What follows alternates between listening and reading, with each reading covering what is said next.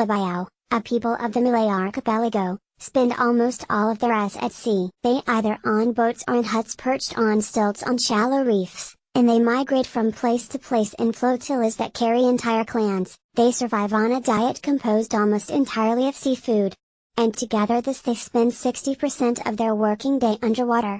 Unsurprisingly, their diving abilities are prodigious. They sometimes descend more than 70 meters, and can stay submerged for up to 5 minutes, using nothing more than a set of weights to reduce buoyancy and a pair of wooden goggles fitted with lenses fashioned from scrap glass that are resistant to distortion by the pressure at such depth. Since the Bajau have died like this for a long time, historical evidence suggests at least 1,000 years. Many researchers have speculated that they carry genetic traits which adapt them to their remarkable lifestyle. Now, as they report in Cell, Melissa Ilardo and Rasmus Nielsen of the University of California, Berkeley have shown that this is so. Get our daily newsletter, upgrade your inbox, and get our daily dispatch and editor's picks. Immersing someone's face in cold water and thus requiring him to hold his breath triggers what is known as the diving response. This involves a lowering of the heart rate to conserve oxygen, the redirection of blood from surface tissues to the most oxygen-sensitive organs, such as the brain, the heart and the lungs,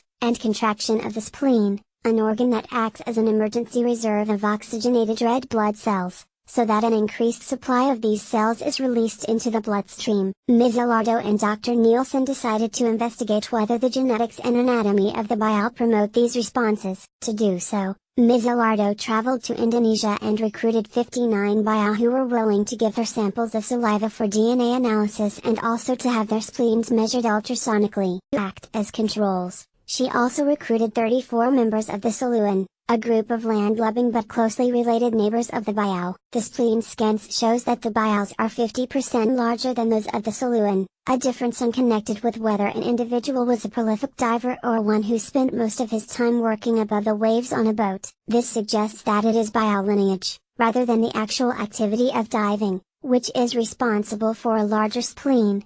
DNA analysis told a similar story. One intriguing result was a mutation in part of the Bajau genome that regulates the activity of a gene known to be involved in controlling blood flow, such that blood can be sent preferentially to oxygen-hungry vital organs. Another was a mutation in a gene responsible for the production of carbonic anhydrase, an enzyme that slows the buildup of carbon dioxide in the bloodstream, a phenomenon that is associated with extreme diving. Changes in genes associated with muscle contractions around the spleen and with responses to low oxygen levels also turned up. Putting these results together, Ms. Ilardo and Dr. Nielsen argue that the need to collect food by diving has indeed led to the evolution, in the case of the Bajau, of a group who are literally born to dive. Whether that evolution was driven by the failure of those who could not dive well to collect enough food to sustain a large family, or rather, of their dying in the attempt to do so, remains to be determined.